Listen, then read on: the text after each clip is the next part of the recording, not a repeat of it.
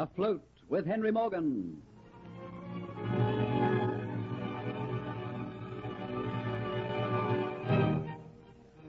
Afloat with Henry Morgan is an original story written for radio by Warren Barry and a George Edwards production.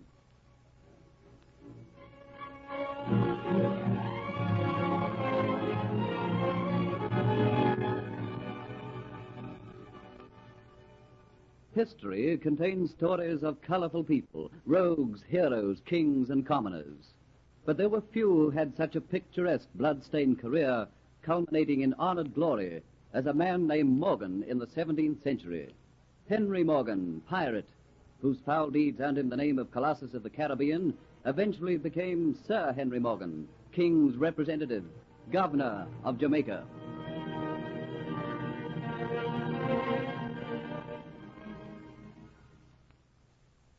In the Caribbean Sea, the sun at day's end dips like a blazing ball into the ocean, throwing over the sea a dancing pink mantle, and over the islands a soft pink glow that blends in with the cool white buildings which stand invitingly midst waving fronds and green foliage. Thus, the spirit of night gives warning of her coming over the British island of Jamaica and the Spanish possession of Cuba. But in Havana, capital of Cuba, inside a large white Moorish type of home, the serenity of the evening is gone. Beside a highly polished cedar desk, white and shaking with rage, stands Don Pietro Pizarro, Spanish governor of Cuba. Before him, hesitant, full of apologies, stands a seaman of high rank.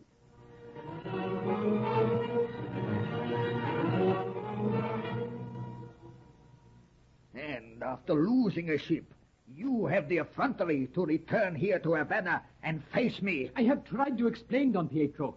It was no fault of mine. No fault of yours that you let a ship laden down with treasure, and part of it my own treasure, be taken by that pirate Henry Morgan. It was the will of heaven.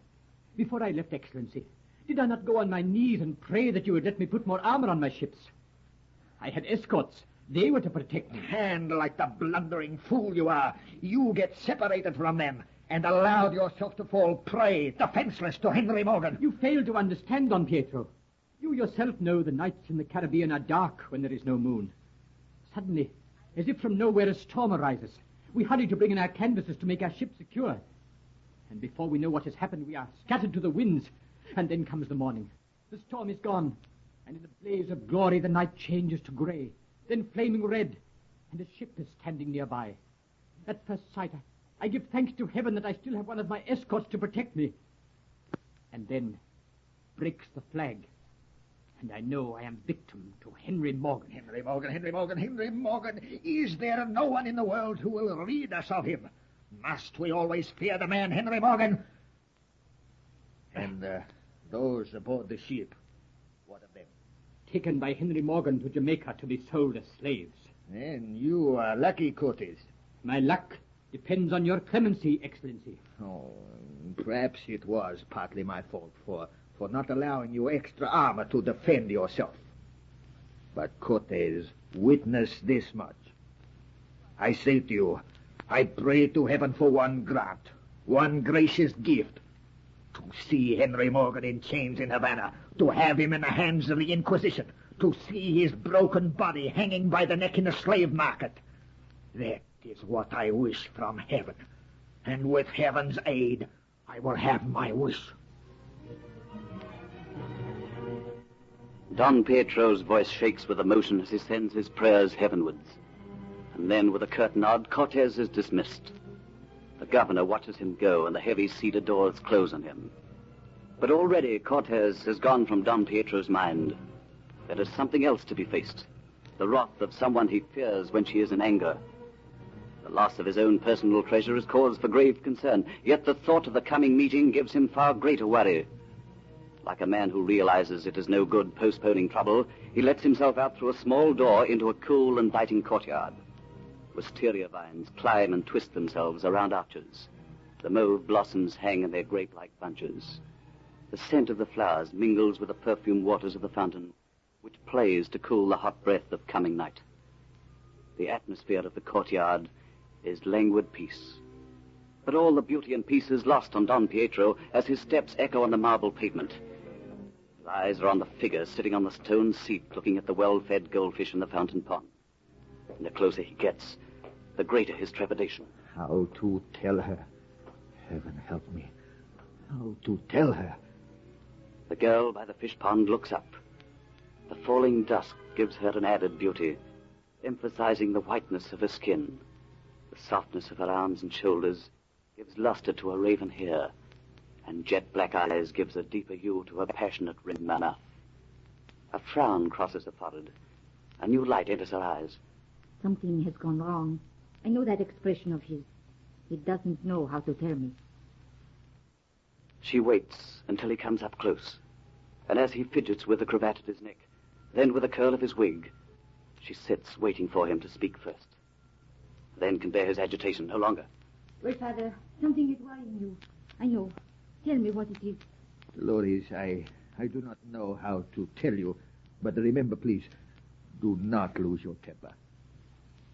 I have had bad news. I could not stand to see it. What is it? What has gone wrong now? Cortez has just left me. Cortez? How can he be in Cuba? He is captain of the treasure ship on his way to Spain. He was the captain, but he fell into the hands of Henry Morgan. The English pirate. He took the treasure, our treasure. Dolores, please do not lose your temper. I cannot stand it. Yes, a storm scattered the Spanish ships.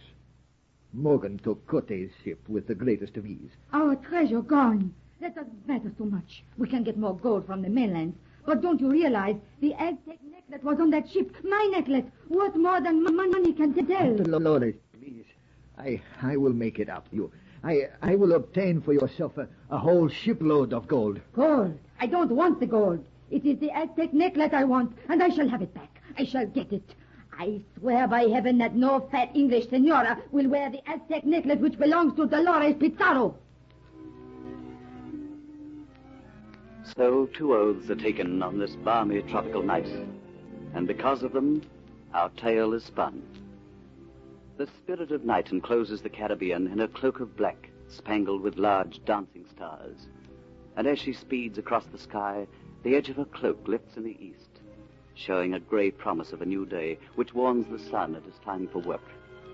Like a man disturbed from a heavy sleep, he climbs into the heavens, angry and red, casting vengeful rays over the ocean, reaching out to alight on the topmost peak of a sail, and down the snow-white canvas until they embrace the hull, making the ship as though of gold. Early as it is, the ship is alive with movement, for land is ahead. On the poop, with one hand resting on the rail, stands Captain Henry Morgan, thick-set, handsome, burly.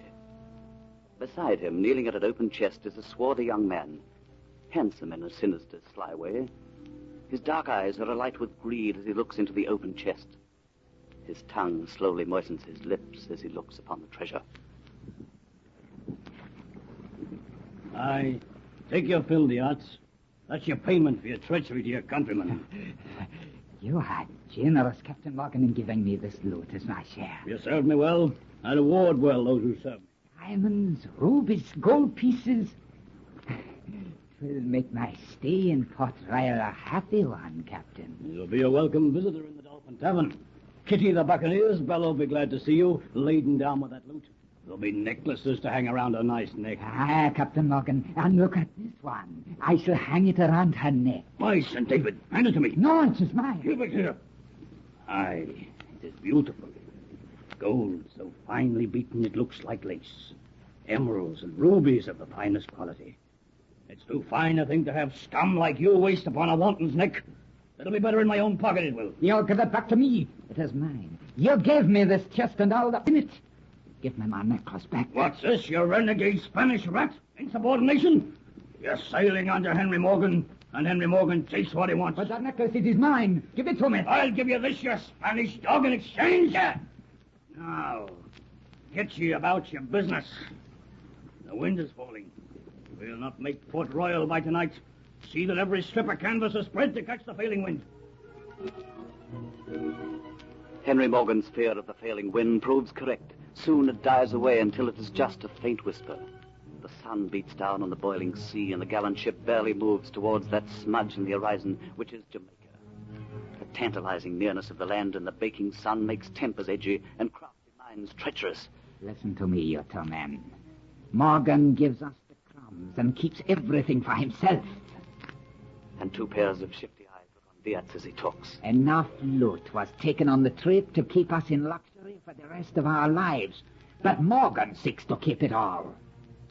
2 heads not in agreement. And so a plot is born. We won't reach Port Royal until late tonight. Morgan will leave the ship to visit the governor. Why not you two wait for him? A quick dagger thrust in the neck, and we all share his shipload of gold. Greed makes the other 2 fall in with the plan and blinds their eyes to the fact that they do it while Diaz has no hand in it. Diaz is right. It is late when Port Royal is reached and the town is wrapped in darkness. Before long, Captain Henry Morgan leaves the ship and goes along the dirty laneways near the docks. Figures lurk suspiciously in darkened doorways. Filth litters the ground at his feet. 2 pairs of eyes watch out from under an archway, see him come closer, and then spring forward. The suddenness of the attack throws Morgan to the ground. A knife flashes in the night. You scum! You seek to take my life, do you?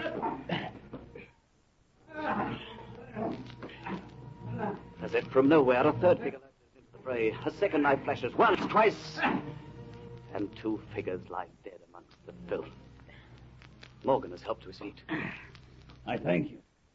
You saved my life. I never did like 2 against 1. Who is it I have to thank? I know you not. You know me not. It isn't wise in Jamaica to ask questions of a stranger. I have done you a favor this night. Now do me one. Seek not to question who I am.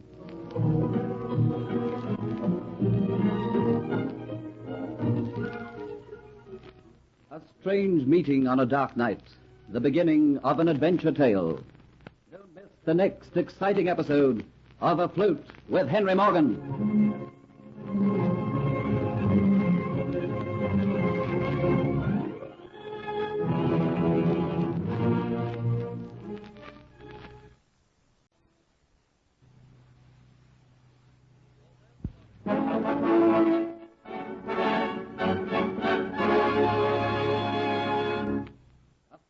With Henry Morgan.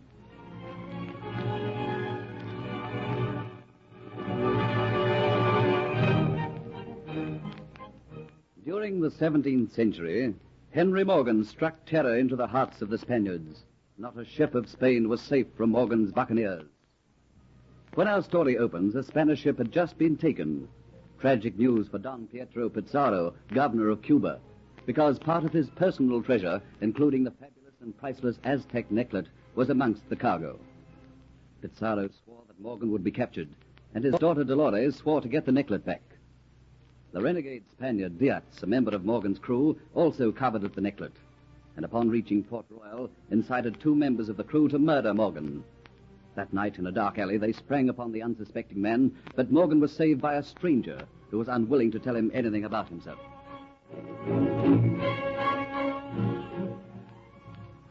Come, man. That's a surly answer to give to anyone whose life you've just saved. I have my reasons. Jamaica's a strange place, friend. It's best not to ask too many questions of strangers here. Many are the reasons why men are on this accursed island. I can think of many, but you tell me some. Some are here because they're sent. Bonded servants, I think they're called. The term slave applies better. Sent here to rot in the marshes of the island or sweat their hearts out on the cane fields. Others come to forget. So, friend, I think it's best we part. Look, you, I like the sound of your voice. Strange to meet a man of education in this part of Port Royal. I'd like to see your face in the light. I'm a man who likes the dark. I'll ask of you one request. Let me see if I can identify my would-be assassins in the dark. Gladly. So that's what it is it? 2 members of my own crew. And why should they seek to kill me? My friend, the greed of man. It seems there are none about me I can trust. Such is the way of the world. Could I trust you, friend? We have agreed to part. I don't need to look far to know the reason of this attack tonight. And I know who was responsible for it, but I can't prove it. I'm looking for a man I can trust implicitly. Come with me. I'd like to talk with you, friend. No. If it's the light you're frightened of, I'll be taking you to a place in which everyone present fears the light. You'll be quite safe there. Where is this place? Heard ye of the Dolphin Tavern? No. Then you're a stranger in these parts. What manner of place is it? Now, my friend, I'll show you that I will. It's but a short walking distance from here. The Dolphin Tavern, den of iniquity, sin and vice, rendezvous and hideout for buccaneer and pirate, and all of it ruled over by Kitty, the buccaneer's belle. Kitty, whose fame had spread into every corner, every lair, every swamp and creek where pirates gathered, from the Keys of Florida to the most remote and unknown island of the Caribbean. For a smile from Kitty, men would steal from their shipmates. For a kiss, they would kill. Every night from dusk to dawn, Kitty serves the drinks and gives her favors, her light Irish brogue and her cascading laughter sounding strange amongst the coarse oaths and harsh voices of the scum gathered from every part of the world. Deftly she moves amongst them, skillfully eluding the attentions of an unwelcome arm, sometimes seeing a familiar face which has been absent for some time. Well, if it's not Patch Ipey. You're back again in Port Royal, and they haven't hanged you yet from the yardarm. Oh, it is right glad I am to see you. There. And a kiss of welcome is planted on a hungry mouth. Then, with agility born of practice, Kitty is out of the place and laughingly on her way. The air hangs heavy in the Dolphin Tavern, with stale tobacco smoke, smoking lamps, and spilled liquor. The faces are vague in the haze and half-light. And as Kitty goes towards a room at the back of the tap room, a curtain of an alcove quickly parts, and her wrist is caught in a hand of steel. Almost roughly, she is pulled into the alcove. The curtains fall into place, and Kitty looks into a pair of black, burning eyes. So, you didn't expect me back tonight, eh? Why, Diaz, I didn't see you come into the tavern. No, that is true. But I come here. I watch you. I see you giving your kisses away. Someday I come back and I strangle you. All right, glad I am to see you, Diaz. Do not lie to me. I saw the way you behaved in the tavern. You do not care whether Diaz he come or he does not come back. And tonight I come to tell you that perhaps before long I'll be able to buy your freedom. Oh, you buy my freedom. And since when has a member of a pirate's crew had enough money to be able to pay the sum which would buy Kitty her freedom? You know full well I'm a bonded servant sent from England, practically a slave.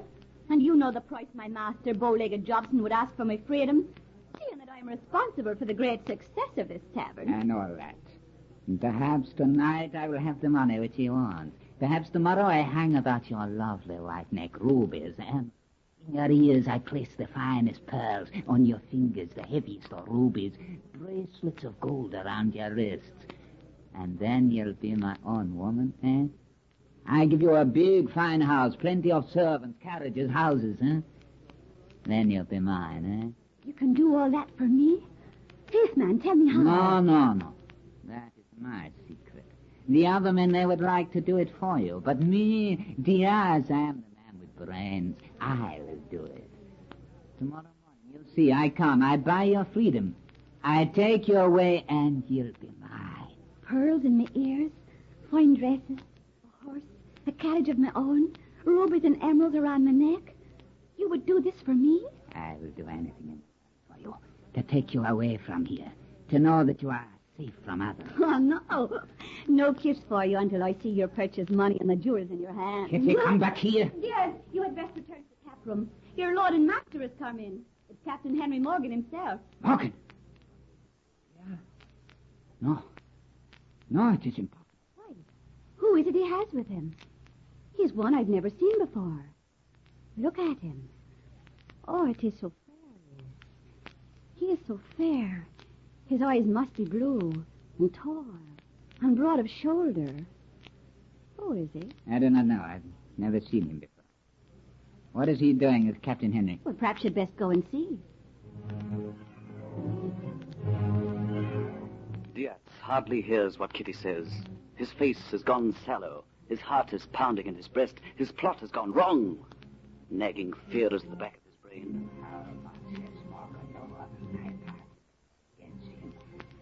What caused it to fail? Through the smoky haze, he watches Morgan and his companion weave their way to an empty table.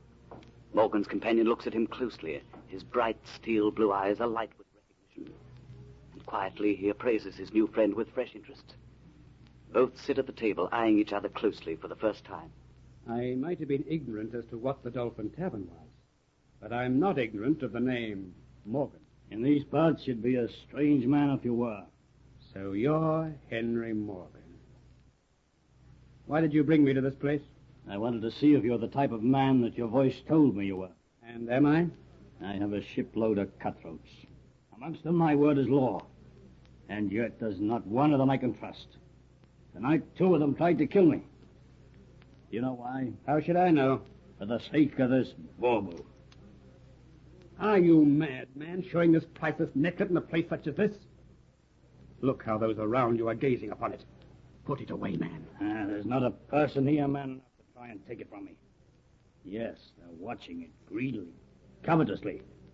But they haven't got the courage to come and take it. There's only one man in this tavern who's not looking at it with greed and desire, and that's the man I feel I can trust. Who is he? You. That's why I brought the bauble out. I suppose you know its worth? Taken from an Aztec temple. Finest bit of goldsmith work I've ever seen. Delicate. Like lace. Set with the purest gems. Yes, I know its value. You couldn't buy it with money. Then you are the man to be trusted. I care not for your past. I'm only interested in your future. Would you like to sail with me, young man? You can't remain hidden on this island, you know. My hand on it, Captain Morgan. I'll sail under you. Oh, and it's Captain Morgan. Oh, it's not often, Captain Morgan, that you honor us with your presence at the Dolphin Tavern. Look, you, I'd come more often if I could be sure of getting service from your fair. Oh, it's a flattery of thee, Captain Harry. But your friend's a newcomer. I have not seen you here before, sir. What be thee called? Hunter. The unexpected sight of Kitty had momentarily bereft him of his senses, and as he gave his name, he could have bitten out his tongue. He had resolved never to use it again, but the damage was done. Amongst this filth, squalor, curses, and cutthroat band, Kitty seemed like an oasis in a dry and thirsty desert. Spellbound, he feasted his eyes upon her, drinking in her coppery hair, spun like a golden halo around her head, the grayness of her eyes, which gave promise of hidden fires, the warmth of her generous mouth, the whiteness of her skin, and the soft roundness of her shoulder, where her blouse pulled down. Oblivious of the stares around them, he let her hold him in her gaze, let himself read the invitation in her eyes. Why, sure, Captain Morgan. Your friend has got the bad manners. He stares at a lady. I'm sorry. I didn't expect to see someone like you here. I was showing my friend this pretty bauble, Kitty. You like it? Oh, it is wonderful. Can I hold it to my neck? Certainly. Maybe I could fasten it round my neck. Or maybe your friend would do it for me. Well, answer, man, if you won't do it, there's plenty here who will. No, Kitty. Holding it to your neck is one thing. Fastening it on is another. Oh, I would so like to have it. Oh, it is the loveliest thing I've ever seen. A woman would do anything for a thing like that, Captain Morgan. Mayhap. But this necklace is to be put to other purposes. So I'll thank you for it, Kitty. Oh, I hate to give it back. Thank you. Now, Mr. Hunter, I think our business here is complete. Will you come back, Mr. Hunter, and see us some other time? I don't know. That depends. Come, Hunter. Time I was off. Good night, Kitty. Good night, Captain Morgan. Good night, Mr. Hunter. Good night. So, you think to ensnare another man, do you, you little cheat? Take your hands off me, Diaz. I've had enough of your pawing for tonight. Did you see the necklet Captain Morgan had? I know it well. I'd do anything to have that necklet for my very own. Diaz, do you love me? That you know too well. Then get that necklet for me. Let that be the proof of your love. Get that necklet for me, and I'll be yours and yours only.